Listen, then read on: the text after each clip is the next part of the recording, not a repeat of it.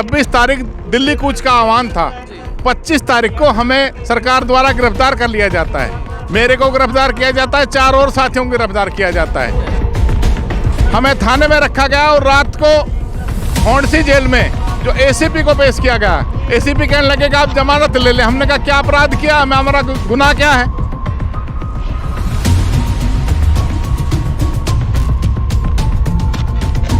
कहने लगे अशांति फैला रहे हो। अशांति तो आपकी पुलिस फैला रही है जो हमें रोक रही है। मैं और मेरे ऐसे 18-19 साथियों को उठाया और उठा करके इतना दुर्व्यवहार इन लोगों ने किया जैसे अपराधी के साथ ये करते हैं। 2016 में इन्होंने कहा था कि हम 2022 तक किसान की आय दुगनी करेंगे, लेकिन आय दुगनी नहीं, आत्महत्या दुगनी होगी इस देश में किसान की।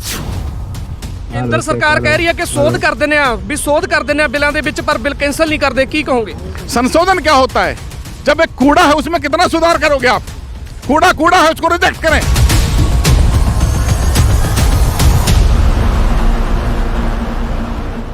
सत श्री अकाल जी, तुसी देख रहे हो पंजाबी लोक चैनल। मैं अमनदीप सिंह माझा।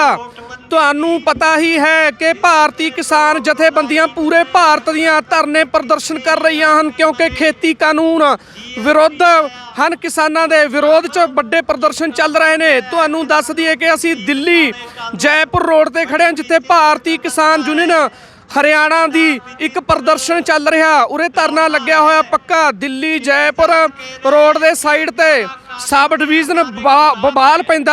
सो तुहानू दस दईए कि इत्थे धरना प्रदर्शन चल रहा। पूरियां किसान जथेबंदियां कहा जाता है कि कल्ले पंजाब दियां, पर पंजाब दियां नहीं, हरियाणे दे किसान भी पूरे सड़कों ते ने, पूरे खेती कानूनां दे विरोध च ने।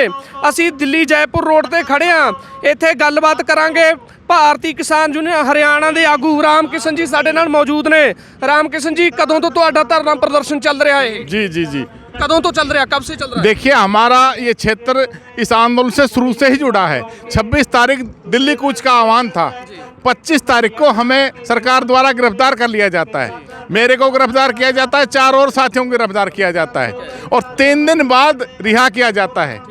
उसके बाद 1 तारीख को फिर हमने इलाके से हुंकार भरी और दिल्ली कूच का हमने आह्वान किया। दिल्ली कूच को हम निकले, गुड़गांव बॉर्डर पे जाकर के हमें रोक लिया और जब सोना के रास्ते हम दिल्ली को जाने लगे तो सोना में हमें गिरफ्तार कर लिया जाता है। आपको थाने में रखा गया? हमें थाने में रखा गया और रात को हौंडसी जेल में जो एसीपी को पेश किया गया।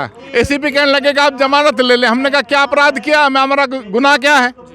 और तब कोई जवाब नहीं बना उनके पास और हमने कहा कि गुनाह है तो आप अंदर करें, अन्यथा जो ना हमारा जो राइट है उसका हम इस्तेमाल कर रहे हैं।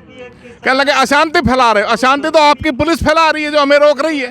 हम अनुशासित ढंग से एक विरोध प्रदर्शन कर रहे हैं जो संवैधानिक अधिकार है हमारा। प्रजातंत्र में किसी भी सरकार की गलत नीति का जनता का अधिकार है कि उसको संविधान के दायरे में विरोध करे और उसी कड़ी में हम दिल्ली जा रहे थे। दिल्ली जाने से हमें रोका। फिर हमने यहाँ पंचायत करके और 14 तारीख को दिल्ली कूच का आह्वान किया। हमारे यहाँ छोटराम चौक पर बाहुल में बैरिकेड्स लगा करके हमें रोका। बैरिकेड्स हमारे नौजवानों के द्वारा बैरिकेड्स पार करते हुए हम आगे बढ़े। फिर आगे बिजली बोर्ड के पास फिर बैरिकेड्स लगाया। फिर उसको जो ना पार करते हुए हिम्मत के साथ NH 8 पे पहुँचे और यहाँ दिल्ली जयपुर हाईवे पे पहुँचने के बाद यहाँ तमाम फोर्स इतनी पड़ी थी कि हमें 20 लोगों को उठा लिया आगे। मैं और मेरे ऐसे 18-19 साथियों को उठाया और उठा करके इतना दुर्व्यवहार इन लोगों ने किया जैसे अपराधी के साथ ये करते हैं और ये थाने में लेकर गई पुलिस हमें। पीछे से हमारे क्षेत्र जो बाहुल 84 है उन्होंने मोर्चा संभाला और बड़ी मजबूती से यहाँ टिके।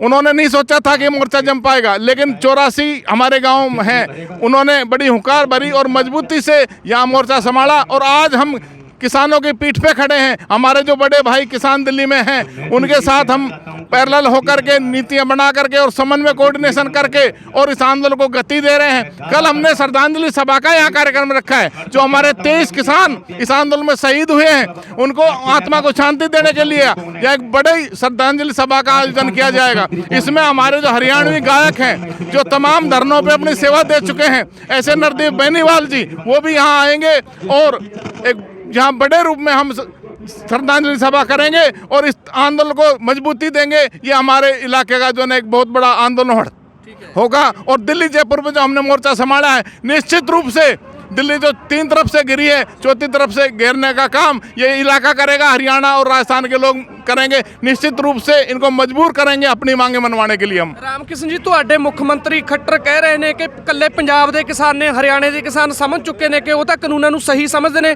ਕੀ ਖੇਤੀ ਕਾਨੂੰਨ ਸਹੀ ਨੇ? ਤੁਹਾਡੇ ਮੁੱਖ ਮੰਤਰੀ ਕਹਿ ਰਹੇ ਨੇ। हमारे मुख्यमंत्री जी तमाम गैर जिम्मेदार उनका बयान है। हमारे भाइयों को कि खालिस्तान बताया गया। हमारे जो किसान संगठन हैं इनको ये कहते हैं कि ये तो असामाजिक तत्वों का टोल है। यानी जी जो सामाजिक आदमी हैं, जो इस देश का पेट भरते हैं, जो इस देश की रक्षा करते हैं, इस देश की संस्कृति उनमें देखी जा सकती है। ऐसे लोगों को ये अपनी बात, अपनी गलती छिपाने के लिए, और उनका जवाब तो उनके पास क्यों बन नहीं रहा, उनको कहीं भी किसी तरीके से हताश करने के लिए, उनको असामाजिक, उनको खालिस्तानी, उनको विदेशी हाथों में खेलने का, उनको विपक्ष के हाथों खेलने का, और ऐसे तमाम जिन्होंने छोटे हथकंडे अपना करके जो उनको डाउन करने का प्रयास किया है, मेरे ख्याल में वो किसी तरह भी इस देश के किसान को हताश नहीं कर सकेंगे। और आज तो हमारे पीछे पूरा हिंदुस्तान इस देश का खड़ा हो रहा है। किसान निश्चित रूप से इनसे जो ना पूरा हिसाब किताब लेगा और इनकी औकात बताएगा। ये मानने वाला नहीं है, लेकिन इनको मनाया जाएगा। ਪ੍ਰਧਾਨ ਮੰਤਰੀ ਨਰਿੰਦਰ ਮੋਦੀ ਲਗਾਤਾਰ ਕਹਿ ਰਹੇ ਨੇ ਕਿ ਕਾਨੂੰਨ ਕਿਸਾਨਾਂ ਦੀ ਆਮਦਨ ਦੁੱਗਣੀ ਕਰਨਗੇ। ਕੀ ਕਿਉਂ ਕਹਿ ਰਹੇ ਨੇ ਫਿਰ ਉਹ? 2016 में इन्होंने कहा था कि हम 2022 तक किसान की आय दुगनी करेंगे, लेकिन आय दुगनी नहीं, आत्महत्या दुगनी होगी इस देश में किसान की। इस देश में किसान के लिए ऐसी नीतियां आ रही हैं कि किसान बचने वाला नहीं है। कुछ लोगों के हाथ में, एक कॉरपोरेट के हाथ में खेती किसानी जानी है, और इस देश में जब खेती किसानी कॉरपोरेट के हाथ में जाएगी तो ना इस देश का गरीब किसान बचेगा, ना मजदूर बचेगा, ना आम जनता बचेगी, और ना सस्ता राशन इस देश को मिलेगा। कुछ लोगों की जो ना भंडार में जा करके, और इस देश में अनाज कितना महंगा बिकेगा और किसान की क्या हालात होगी, देश के आम नागरिक की क्या हालात होगी, आप देखना, कल्पना भी नहीं कर सकते। ये आर्थिक गुलामी है इस देश के लिए। ਤੁਹਾਡੀ ਰਣਨੀਤੀ, अगली रणनीति की होगी? हमारी रणनीति, कल तो हमारी यहाँ श्रद्धांजलि सभा है, निश्चित रूप से उसमें हम शक्ति का प्रदर्शन करेंगे। और जो भी हमारे केंद्रीय नेता, हमारे राष्ट्रीय नेता दिल्ली में डटे हैं, ऐसे तमाम नेताओं का जो कोऑर्डिनेशन हो रहा है और जो सरकार से रूबरू होकर के बात कर रहे हैं, उनको मजबूती देने का हम काम करेंगे। और उनका दिशा निर्देश में हम जो भी उनका जो ना आदेश होगा उसकी पालना करते हुए इस किसान आंदोलन को मजबूती देंगे। हम चौटाला जी कह रहे हैं हम किसानों के साथ हैं, लेकिन सरकार के भी वो प्रतिनिधि हैं, क्या कहेंगे उनके लिए? ये दोगली वर्तियां बना रहे हैं। आज हरियाणा की सरकार इनकी बैसाखी पे टिकी है। यदि ये चाहे तो एक दिन में सरकार को गिरा सकते हैं। जब किसानों के साथ इतनी ज्यादतियां हो रही हैं, किसान पे लाठीचार्ज हो रही हैं, किसान को अपमानित किया जा रहा है, किसान की ठीक बात को माना नहीं जा रहा, ऐसे में इनका सत्ता में बने रहना वो देवीलाल की नीतियों के खिलाफ है। या चौधरी देवीलाल जी आज होते तो निश्चित रूप से किसान के बीच होते। उन्होंने हमेशा सत्ता का त्याग किया है, और ये लोग सत्ता लोलुपता में होकर के उनको जो ना नीचा दिखाने का काम कर रहे हैं। केंद्र सरकार कह रही है कि शोध कर देने भी, शोध कर देने बिलों के बीच, पर बिल कैंसिल नहीं करते। की कहोगे? संशोधन क्या होता है? जब एक कूड़ा है उसमें कितना सुधार करोगे आप? कूड़ा है उसको रिजेक्ट करें। और संशोधन करना है, किसान को कुछ देना है तो एमएसपी का आप कानून बनाइए। एमएसपी की जिम्मेदारी तय करें, गारंटी उसमें जो ना कानून बनाए कि इससे नीचे कोई भी खरीदेगा, कोई भी कॉर्पोरेट कंपनी, आड़ती व्यापारी, कोई भी खरीदेगा, घर से खरीदेगा, गांव से खरीदेगा, मंडी से खरीदेगा, बाहर से खरीदेगा, उसके लिए एक सजा का प्रावधान होगा। और यदि उससे एमएसपी से नीचे खरीदेगा तो उस पर सजा होगी, और उसको कानूनी दर्जा आप दें। ਰਾਮਕਿਸ਼ਨ ਜੀ, ਤੁਹਾਨੂੰ ਕੀ ਲੱਗਦਾ ਜੇ ਬਿੱਲ ਕੈਂਸਲ ਨਹੀਂ ਹੁੰਦੇ, ਕਿਸਾਨਾਂ ਦੇ ਜੋ ਖੇਤੀ ਕਾਨੂੰਨ ਬਣਾਏ ਨੇ ਨਹੀਂ ਕੈਂਸਲ ਹੁੰਦੇ, ਤਾਂ ਪ੍ਰਦਰਸ਼ਨ ਐਵੇਂ ਹੀ ਚੱਲਦੇ ਰਹਿਣਗੇ, ਹੋਰ ਤਿੱਖੇ ਹੋਣਗੇ? आप देखना, इस देश के किसान को लोगों ने छेड़ लिया है। अब ये स्थिति बेकाबू होनी है, आज इनके काबू से बाहर है। अभी ये छोटा हथकंडा अपनाने पे तुले हैं, पूरी कुटिलता इस देश के उस पर अपनाएंगे, क्योंकि इन्होंने पूंजीपति से पूरा इस देश को लूट रखा है। तमाम पूंजीपति इनके पीठ पे हैं, उनकी गोदी में ये लोग खेल रहे हैं, और किसी भी तरीके से इस देश को बलि चढ़ाने में, इस देश को नीचा दिखाने में कसर नहीं छोड़ेंगे। लेकिन इस देश में देशभक्ति है, इस देश का आम नागरिक अपने जो ना जमीनी है, और वो निश्चित रूप से इस देश को बचाने के लिए अपनी कुर्बानियां भी देगा, और इनकी औकात बताने का भी काम करेगा। निश्चित रूप से 3 बिलों को वापस कराने का भी काम करेगा। ਸੋ ਇਹ ਸਨ ਭਾਰਤੀ ਕਿਸਾਨ ਯੂਨੀਅਨ ਹਰਿਆਣਾ ਦੇ ਰਾਮਕਿਸ਼ਨ ਜੀ, ਜਿਨ੍ਹਾਂ ਨੇ ਕਿਹਾ ਕਿ ਸਾਡੇ ਪ੍ਰਦਰਸ਼ਨ ਵੀ ਪੂਰੇ ਲਗਾਤਾਰ ਜਾਰੀ ਨੇ। ਸਾਨੂੰ ਗ੍ਰਿਫਤਾਰ ਕੀਤਾ ਗਿਆ, ਠਾਣੇ ਲੈ ਕੇ ਗਏ, 2-3 ਦਿਨ ਠਾਣੇ ਰੱਖਿਆ ਗਿਆ ਸਾਨੂੰ। ਉਸ ਤੋਂ ਬਾਅਦ ਸਾਡੇ ਪ੍ਰਦਰਸ਼ਨ ਅਸੀਂ ਸਾਈਡ ਤੇ ਇੱਥੇ ਲਾਇਆ, ਬੈਰੀਗੇਡ ਲਾਏ ਗਏ, ਸਾਨੂੰ ਰੋਕਿਆ ਗਿਆ, ਅੱਗੇ ਜਾਣ ਨਹੀਂ ਦਿੱਤਾ ਗਿਆ। ਅਸੀਂ ਪੱਕਾ ਧਰਨਾ ਇੱਥੇ ਸ਼ੁਰੂ ਕਰ ਦਿੱਤਾ। ਸੋ ਤੁਹਾਨੂੰ ਜਾਣਕਾਰੀ ਦੇ ਦਈਏ ਕਿ ਅਸੀਂ ਦਿੱਲੀ ਜੈਪੁਰ ਰੋਡ ਤੇ ਖੜੇ ਹਾਂ।